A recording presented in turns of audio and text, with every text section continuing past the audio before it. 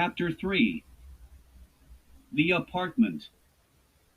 Some sociologists find the structure of a house significant to the psychological well-being of an individual.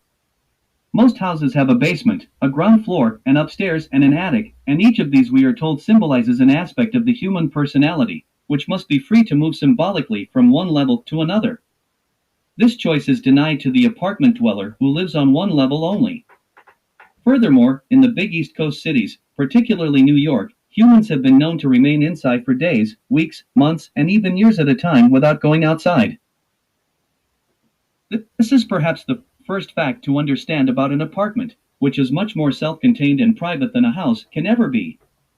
Paradoxically, although it may be surrounded on all sides top and bottom by other apartments, the occupants of these dwellings in America get to see each other rarely if at all. Homeowners, on the other hand, always have some relationship with their next-door neighbors, even if it is unpleasant. This is because of the concept of private property in America. Each homeowner is protecting his own and his neighbor's economic interests by being cordial and watchful. Apartment dwellers have no such concern for each other. The unwritten law is, you do what you do and I do what I do. The only thing that can bring apartment dwellers together is mutual hatred of the landlord, in other words, the owner. If you have seen one of these apartments, you have seen them all. As you enter the front door, you find yourself in a hallway which links the various rooms with each other. In this apartment on Walnut Street in West Philadelphia, the layout went something like this. The largest room, called the living room, was found in the front facing onto the street. The rest of the apartment ran straight back, perpendicular to the front. Our living room opened onto a balcony on which we could sit in the warm weather and watch the 3 lanes of one-way traffic go by. This movement went on day and night. Walnut Street was the main artery that took traffic quickly from the heart of Center City, Philadelphia to the residential neighborhoods of the West. Since the living room was well set back from the street, you were unaware of the cars going by most of the time. The living room was comfortable and spacious. It had a couch, several comfortable chairs, bookcases, a grand piano, a Stromberg Carlson radio, and tables with lamps and a coffee table for serving drinks. It was the room in which I listened to and made music, heard my favorite radio shows, played games with myself, read, felt safe and protected. Heading toward the back of the apartment, the first room you came to was a study which served as my bedroom and was directly opposite the front door to the apartment across the narrow hallway. This room was tiny, containing only a studio couch on which I slept, a radiator covered with a white metal case on which I could write like a desk, 2 closets with mirrors on the front and a small chest of drawers. There was also room for 1 small chair. The room had the feeling of a nest or cave. It was not even big enough to hold my childhood bed, a beautiful maple 4-poster which I dearly loved and missed terribly when we first moved in. I was never happy in this room and spent as little time there as possible. The single window looked out across an alley at the brick wall of the apartment next door. Next to this little room of mine was the bathroom, which contained a toilet, sink and bathtub with the inevitable medicine chest over the sink and a tiled floor made up of small white hexagonals. This was one of my favorite rooms since what happened there was almost always of a pleasant nature. The hallway then took an interesting bend past a hall closet and ran straight back to the dining room where it ended. Before getting there, however, a room opened off it to the left, which was my parents' bedroom, often referred to as the master bedroom. This room contained most of the mysteries and wonders of the apartment. I would generally go in there on any pretext whatsoever to explore and discover what I could. In a way it was off limits, but my parents never seriously objected to my going in for a look as long as they weren't there. I don't remember ever walking into that bedroom when they were both there at the same time. The dining room was built around a single table which was reserved for dinners with company, as special guests or family members were called, since my mother, father, and I ate all of our meals on a formica-top table in the kitchen, the back room of the apartment. This dining room table was very special to me. It was a massive wooden structure with a shiny top kept highly polished. Special pads protected the surface whenever work needed to be done on it. This table was the work center of the house. Typing and writing, schoolwork, study and all special projects including sewing got done here. 3 years after we moved into this apartment, our first TV set appeared in the corner of the dining room, thus making it a new entertainment center. The kitchen was small. All of our food was prepared, served, and eaten in the same room. A great deal of reading was done here by me since I liked to read while I ate, only permitted if I was eating alone. On many occasions I continued to sit alone with my book for hours after the meal. Attached to the kitchen was a back porch where clothes could be hung out. This in turn was connected to the back stairs that led down to the basement, a large low-ceilinged dingy cell filled with junk where several occupants kept their washing machines, opening onto a narrow courtyard. The psychological structure of the apartment went this way for the 7-year-old Gary: living room, security; bedroom, dreams and terror; bathroom, pleasure; parents' bedroom, wonder; dining room, work; kitchen, satisfaction. The front balcony, made of concrete, was the solid battlement of a castle looking out over the kingdom, while the wooden back porch and stairs were the private passages leading through rough mazes either up to a rooftop lookout or down to the subterranean depths below. Here for the first time my parents were to leave me alone when they went out for the evening. Their psychology ran: why should we pay a babysitter when we can give the money to you and let you babysit yourself? Is this why I have always hated or at least been indifferent to money? Willy-nilly I had to agree, and after a somewhat glum farewell was on my own. The first thing I would do after they left was to run around the apartment in order to make sure that every closet door was closed. I was convinced for many years that witches lived in closets. These devilish creatures had to be shut in. In the same way that witches were the feminine object of fear in my fantasy life, so the wolf or werewolf was the masculine fear object. It is not difficult to trace the origin of the witch fear to a particularly nasty screen close-up in Disney's Snow White and the Seven Dwarfs of the wicked stepmother witch herself. Going a bit further, I think that the theme of the beautiful but treacherous stepmother disguising herself as an old woman or witch was to haunt my love life later on with its obsessive craving for cruel treatment from women. The sexual symbolism of the closet as womb or vagina is only too clear. Better to close the door on the whole subject than look it straight in the eye. From the moment they were gone for the evening, I couldn't get the idea out of my mind that I was not alone. Locking the door and checking to see that the apartment was closed to the outside was of little consolation, since although no one could possibly get into me, it was equally true that no one or nothing could possibly get out either. Sometimes I would tune in to a favorite radio program, but this often backfired as I sat petrified with fear, but totally hooked, listening to a program like Inner Sanctum or Escape, in which the abominable snowman or some other monster like the Yeti would be creeping close to the campfire where our trusty hero was dozing off. The sound effects in those days were vivid. I heard with horror the crunching of feet in the snow suggesting the creature's approach. I would get this creepy feeling in the back of my neck and whirl around to see if anything was behind me. In the fantasies of children, it is not necessary for them to fight or grapple with the monster, but simply to catch a glimpse of it or let it know that they are aware of it in order for it to disappear. During these lonely hours, many expeditions were launched. These modest explorations were usually directed toward the bathroom or my parents' bedroom. Sometimes I searched in the dining room among private objects, documents, and photos which were stored in a cupboard or showed old still films, kept rolled up in little metal cylinders, by projecting them onto the wall through a hot old smelly camera. The medicine chest of the bathroom was always a treasure trove, since it revealed certain secrets of my parents' physical ailments. My reading skills improved rapidly. Of particular interest to me was a wall safe that was hidden behind a picture in their bedroom. I used to spend hours trying to figure out the combination by turning the knob first in one direction and then in the other to pull off the greatest robbery of all time.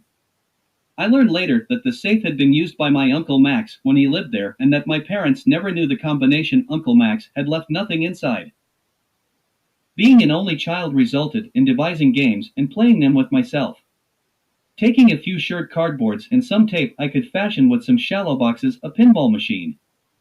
I could play games which involved poking holes in the cardboard and trying to shoot a marble inside. I would make up an imaginary opponent who was good, but as a rule I would generally beat him. One of my favorite toys was a submarine aircraft carrier combination. The wooden submarine had a hole in it into which you fitted a red torpedo and shoved it home onto a compressed spring. The aircraft carrier, also made of wood, was placed on the other side of the room. Its deck lay flat with various movable turrets, guns and airplanes on top which could be freely arranged. Underneath the deck was a flexible metal strip that fitted into a slot and was sprung into action when a red button on the side of the ship was pushed. The object, of course, was to aim the submarine at the aircraft carrier by lying on your belly on the rug, after taking care to judge the distance exactly, to fire the torpedo at the ship and blow it up. Once released, the red torpedo streaked toward the red button. If it hit, deck, guns, planes and turrets would go flying into the air. Few countries have succeeded at war as well as those in which children from an early age play elaborate war games. In no country is this as true as in America. These simple games have since evolved from the era of the pinball machine into that of video games, in which a button is pushed and if your reflexes are quick enough the enemy explodes in a second. Hitting a moving object with a missile is something that every American child is trained to do, whether it is hitting a wide receiver in football or hitting a car with a stone or bottle. Hitting an object which is not moving is duck soup in comparison. At any rate, after sufficiently tiring myself out by fear or exploration, I would finally get into bed. Here I was easy prey for any night-stalking creature. Therefore, my only recourse was to stay awake until my parents got back. This I would accomplish by listening to the radio. My instructions from them, however, were explicit on one point, and that was the hour of my bedtime. I was to get in bed by 9 o'clock at the latest and be asleep when they got home. So I would listen very quietly to the radio until I heard the sound of the downstairs door and their footsteps on the stairs, and by the time the key turned in the lock a few seconds later, I would be in my fetal position with the covers over my ears, radio turned off, seemingly asleep. This ruse, one that I felt worked for several years, gave me tremendous satisfaction. It was only much later that my mother casually informed me that she knew all the time that I was only pretending to be asleep whenever she bent over to kiss my head. She quite simply just put her hand on the radio, feeling the heat from its tube. She knew that it had just been turned off just a moment before. She therefore became my closest accomplice in my attempted deception of her and my father, since she didn't have the heart to hurt my feelings by blowing my cover. Besides, she got what she wanted. So did I. It was at the age of 7 that my parents bought a piano, urged on by Aunt Clara, who felt I had musical talent. Whatever gave my mother's sister this idea, I will never know, but a teacher from the Curtis Institute, a Miss Howard, was quickly found and my lessons began. Looking back on a career of over 30 years as a professional musician, it is hard to believe how difficult that first year at the piano was. The spirit was willing, but the flesh was weak. My hands and fingers just wouldn't do as they were told. I have never found anything in life as frustrating and joyless as that first year at the piano. At the end of it, I was in complete despair. I think if I could have seen some connection between music and what I was asked to do, things would have been easier. For hours, I would listen to recordings of Rusty in Orchestraville with the orchestra led by Senior Pizzicato, in which each instrument would sing words like "I am the voice of the big bassoon," descending into the nether regions. The William Tell Overture, the Lone Ranger music, was another favorite. This was music. But what I was trying at the keyboard was not music, it was agony, it was pain, pure pain. My hands hurt, my wrists hurt, my fingers hurt. They were being called on to do things that they had never been designed for. And all of those sharps and flats. What had that to do with music or with real life for that matter?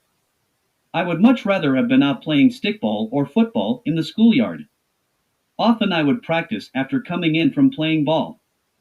This was really tough because the hand which had been pounded for 2 hours with a basketball or tennis ball or football, often in the freezing cold, now had to adjust its shape to the lines of minuets by Handel and Bach.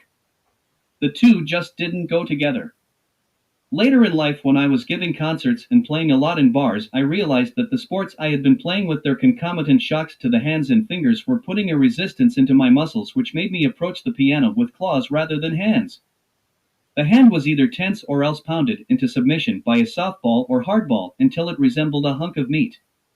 In either case, stretches of a seventh or octave were difficult not because the hand was too small, but because it wouldn't or couldn't open. My hands today are of an average male size, but the stretch is one that can touch a 12th and play an 11th, quite respectable for a concert pianist. I did love sounding out certain intervals at the piano, of which the open or perfect fifth in the bass was my favorite. My absolutely favorite piece in the book I used was the Indian War Dance, in which the left hand beat out a rhythmic series of quarter note fifths composed of C and G while the right hand played an E flat, D and C from the C minor scale. The sound of this piece may be found in my first sonata for flute, clarinet, and piano, 1984, and in the second movement of my first symphony. I imagine that Miss Howard was quite a good musician herself, but her efforts to teach me the piano were of little use. With her Midwestern calm, she patiently answered all of my probing questions designed to stimulate a conversation and get her attention away from what I was supposed to be doing at the piano. Scales were practiced in the most desultory fashion. The simple arrangements of the Harmonious Blacksmith and the Ave Maria, transcribed dully and all in the wrong keys, failed to turn me on. At this point, some stroke of genius persuaded my parents to get rid of this teacher and seek out one of the most exciting but controversial figures on the Philadelphia musical scene. This man was a fantastic, good-looking pianist and composer named Damian Sorokin, who could play almost anything from the piano literature by heart. He allowed his students to learn any piece that really excited them regardless of the difficulty involved. This simple method of his produced many recitalists and competition winners, as well as a greater number of frustrated students of more ordinary mettle. In addition, since he didn't bother to teach exercises, many of his students discovered later that the groundwork for their technique had been inadequately covered. Damian, however, felt that by practicing the great works of Chopin, Liszt, Rachmaninoff, and Beethoven that the fingers would encounter every pianistic difficulty they would ever be called on to face. If a student was really having problems, a daily dose of Bach was prescribed as a cure-all.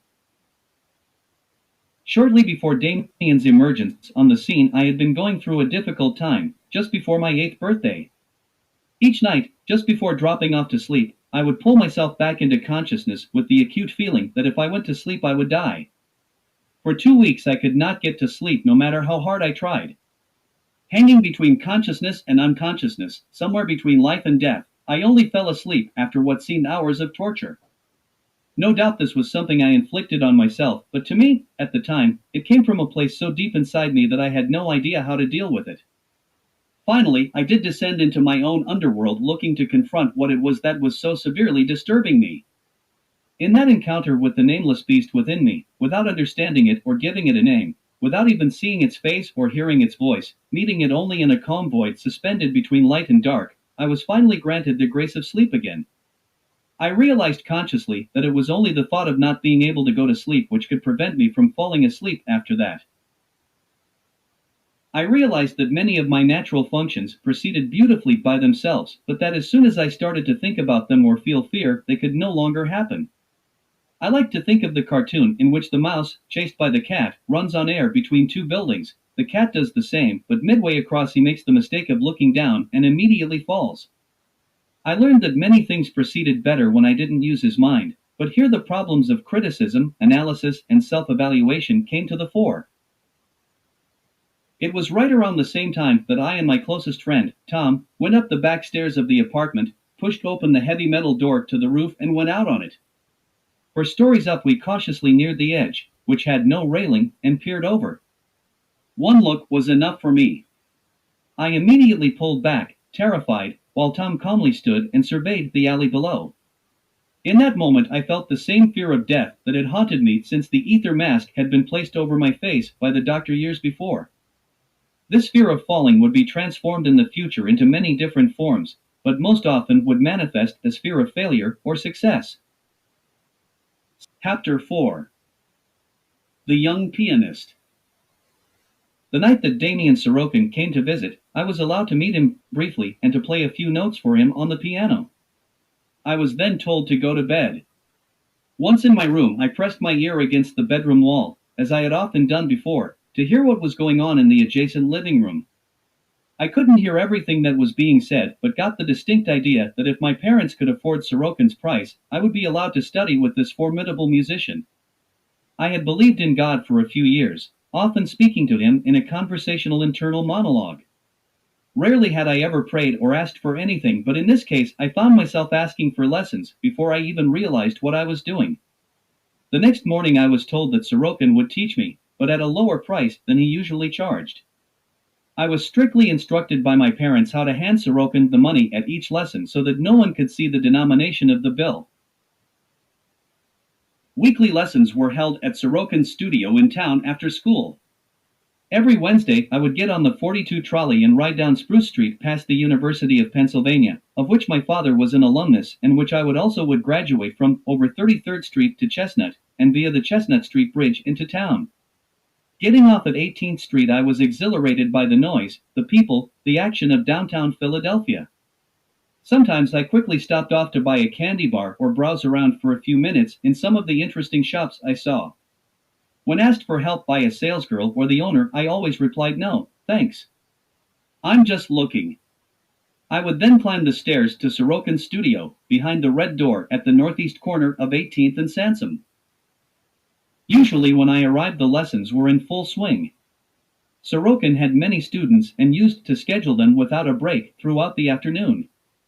This held out tremendous benefits for me because sitting on that couch in the same small room, waiting my turn, I would get to hear other students play and, more important, watch Sorokin teach them. I quickly picked up on the electric enthusiasm for piano playing which filled the studio. Sorokin would sit at the little Leicester spinet with the students seated to his left at the Steinway Grand. For solo pieces, Sorokin slid his chair over a bit to sit next to the student, pencil in hand, marking down every finger he wanted used over the printed notes. When accompanying your playing of the solo part of a concerto, he would play the orchestra part on the spinet. The exciting sound he generated gave a terrific psychological impetus to your solo piano part. Actually, he could outplay you, drown out your playing on the Steinway Grand, by his simultaneous performance on the ridiculously small spinet. Humming, singing, beating time, shouting, he was there to teach you what and how to play, to tell funny stories, to instruct, cajole and intimidate you concerning every aspect of the music, including its historical background, often in the most positive ways. His teaching did have a critical side though. He would speak of fingers being schwach and would say that these weak fingers were playing all wrong notes, that your playing was black with mistakes. Rarely, if ever, would he praise you. Again and again he would turn to his little piano and play the same passage, which you had been struggling with, so easily, with so much grace, charm and beauty that you felt momentarily like giving up. But the inspirational value of his playing for me far outstripped any unfavorable comparisons. It had the effect of making me want to practice harder, if there was only a chance that someday I could play half that well. The early pieces given to me were just a warm up for the onslaught on the classical and romantic literature which was expected of each student. The solfeggietto of C.P. Bach was difficult, but I got through it. After that came L'Avalanche, Papillons, not Schumann's, and an easy piece by Edward MacDowell.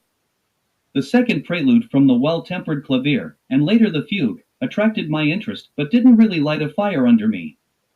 The Schirmer editions, the ones with the yellow covers, were the standard versions used except when a piece was published by Presser or Elkin Vogel. On Chestnut Street, just around the corner from the studio, was the immense building of the former publisher, and behind it, on Sansom, the small store of the latter.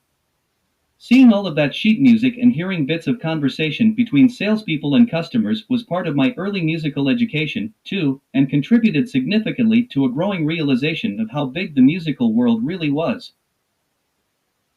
Sorokin would always give his students a choice of which of several pieces they wanted to learn. Often they had already heard other students struggling with them while sitting on the couch waiting for their own lesson, but although they knew the pianistic perils ahead, many of them were willing to take a chance on the harder works which were so surpassingly brilliant and overpoweringly beautiful.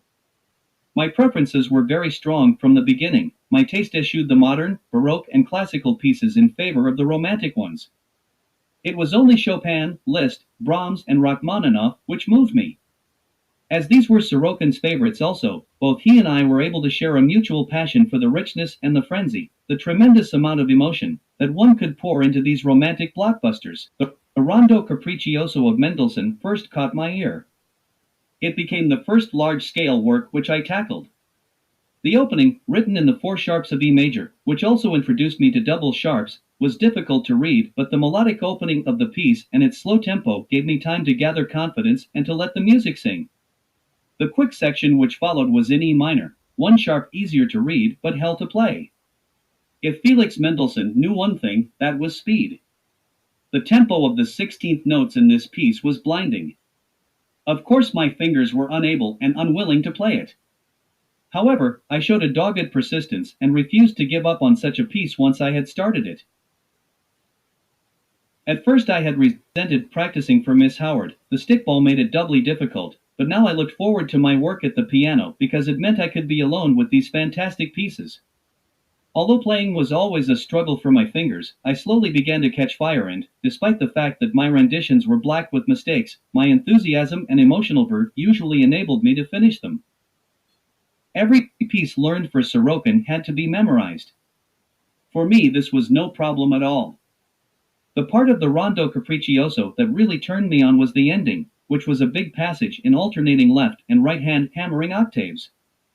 Although my hands were of average size, my stretch at that time was a bit over an octave, which enabled me to play this passage from the Mendelssohn piece fairly easily and also revealed from the very outset the big, exciting sound that could come out of the piano.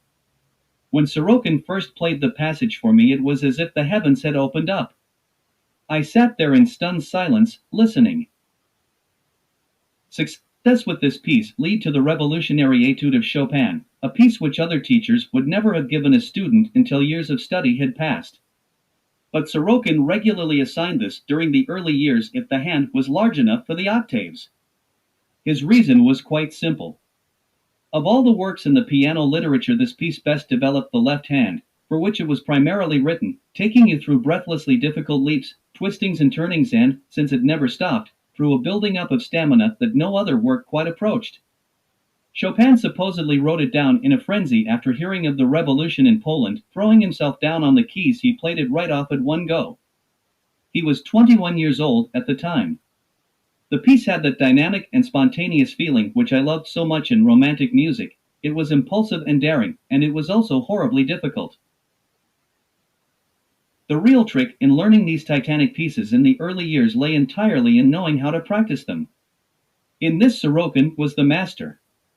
Like a parent carefully cutting up meat into bits convenient for a small child to eat, each composition to be studied was cleverly served up by him into many short sections, each one to be practiced 10 times a day. 1 week of using this method accomplished more than playing the piece through many times from beginning to end for a year would have done. In the following weeks, the shorter sections were joined together into longer ones until you knew the whole thing. The method confronted you with your note mistakes as well as your technical shortcomings, forcing you to surmount them.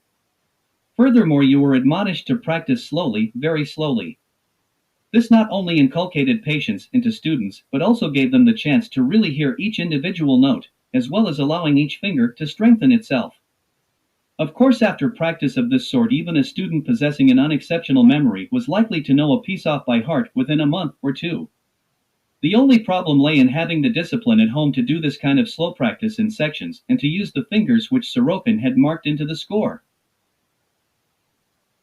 The time at which I practiced was now standardized by my mother, strictly enforced by the little Ben Westclock's clock which stood guard stubbily on the music stand. Returning home for lunch from school, which was only a block away, allowed me to eat my lunch while reading from 12:10 until 12:30, then to practice 40 minutes by the clock and finally to get back to school by 1:15 for the first bell.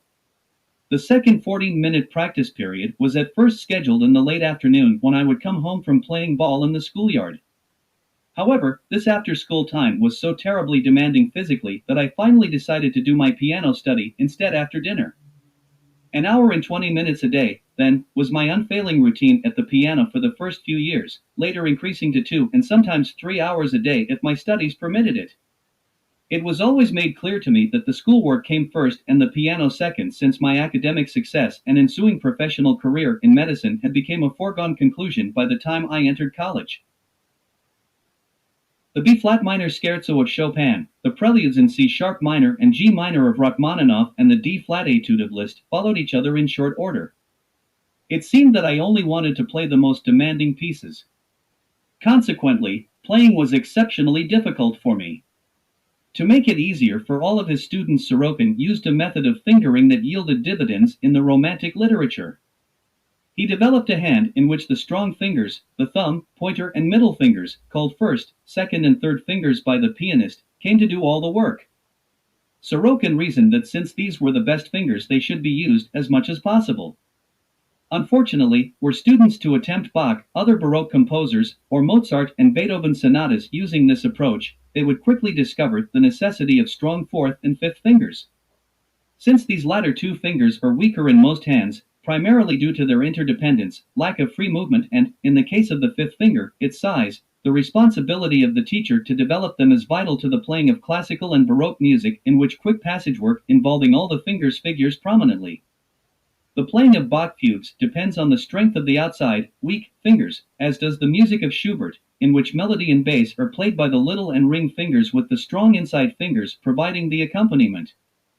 This was perhaps the most serious fault in Sorokin's piano method, a truly fatal flaw which, unknown to me at the time, was to require years of work later at the piano to correct. But I was blithely ignorant of such details while plowing my way through the Romantic literature. The A-flat Polonaise of Chopin, the operatic transcriptions of Liszt, the Appassionata of Beethoven all fell before a vigorous onslaught.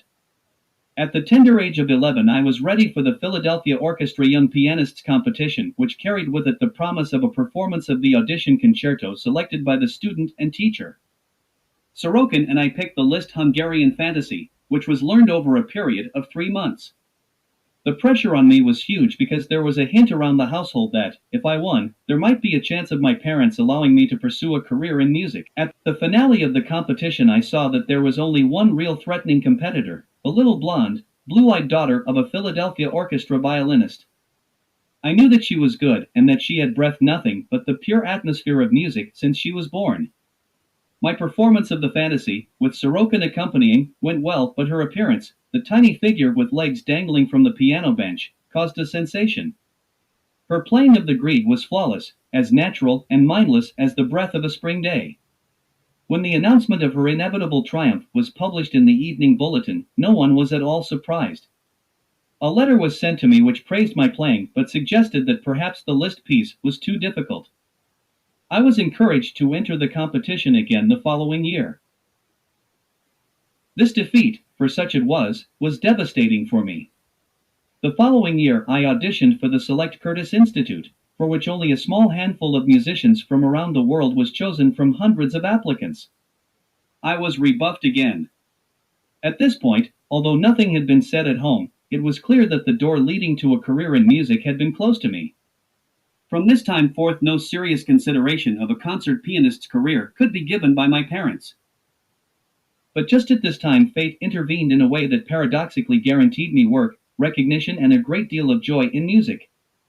My cousin Danny had a dance band that needed a piano player. It had some of the best musicians in the neighborhood in it. Although I was only 12, they gave me a tryout which I passed with flying colors. I could read practically anything they put in front of me, and what I couldn't I sat at home with for hours, deciding cymbals and learning to play them. As I made a bit of money, I invested it in lessons from some of the better pop and jazz pianists in Philadelphia, like Bernie Lowe, Lenny Payton, and later Dennis Sandel. Within a few years I was able to play most of the pop and jazz standards by heart. Pop music was something that I instinctively understood. My ear was really not that good, but again fate took a hand when one day at summer camp my father asked me to accompany some songs without the music. I was reluctant, but tried it. Before long I could pick out melodies while finding the right chords on the spot. I soon noticed that the same patterns of chords popped up over and over again in these pieces. Certain of these harmonic changes could be used to accompany almost any music, pop or classical. Yet once more was my musical life accidentally touched, this time by the leaves of a poison sumac plant. While taking a day off as a waiter at camp, my cousin Noah and I went skinny dipping, which necessitated walking repeatedly past a bush which gently brushed against us. The following day we both started to itch all over. Finally my entire body became one mass of weeping angry clumps of blisters. It was necessary to take me to the infirmary, and there, with a soaring temperature and almost delirious with the itching pain, my body suffered acutely for the first time since the bout with polio. One night, unable to sleep, and half crazy with the burning swellings, I turned on the radio next to my bed at some time after midnight and managed to get a station out of Chicago that presented an American Airlines-sponsored classical music show. Strangely enough, up to this point in my life, Although I had played the piano for years, attempting everything from Bach to Gershwin, I never really had regarded this piano playing as having much to do with making music. I hadn't really heard much good classical music, and what I had heard hadn't made a terrific impression on me, either. Maybe this was because my real concern was with the energetic pounding out of loud and exciting pieces. But through the crackle of static and the fading in and out of this radio program came a sound unlike any I had ever heard. When I heard it, I suddenly became relaxed. Soon I felt no pain. It was a piece that began with the sounds of a bassoon and low strings, and slowly developed into a march that blindly staggered along. The momentum of the music, the intense feeling, the gorgeous instrumentation, swept over me like a healing hand. It seemed hours later when the piece finally ended with a beautiful trumpet melody. The announcer informed me that I had been listening to the Tchaikovsky Symphony No. 5 in E minor. I slept blissfully that night and recovered quickly with the help of cornstarch baths and tubs of calamine lotion, but when I traveled back to Philadelphia at the end of that summer, I carried with me something that would change the course of my life, a great love of orchestral music. Yet it was a treasure to be carried in secret silence within me. It was an experience of which I never spoke. I quietly set about buying a few primitive recordings of Wagner just then being released on cheap 45s that often ended right in the middle of the piece.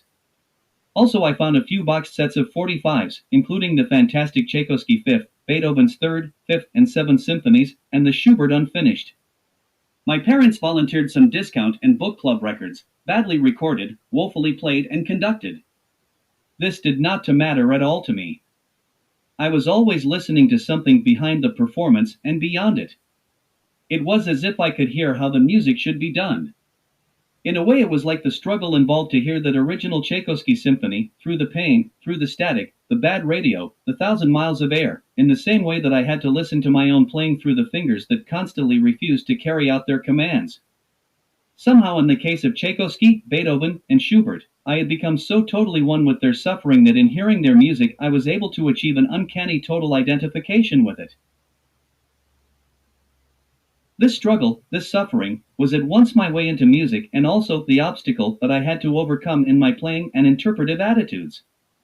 The tension in my body was extreme. My hands often refused to work as much out of self-inflicted tortures as out of their own inherent deficiencies. My work had become self-defeating. I was always setting up barriers to be overcome even when they weren't there. I was beginning to develop as an intense individual, but not one capable of much happiness, which in fact I despised. It was only in further striving and suffering that I could find solace. Yet within me was the capacity for profound relaxation. It was my personal tragedy that I was only able to begin to find it years and years later when my unconscious drive and energy, my repeated mindless batterings against the endless barriers which I encountered, met a final unconquerable obstacle, and when, in total bewilderment and breakdown, I was set free to accept, to allow to enter me, all the peace and joy and harmony which the universe has to offer any human being who asks for it.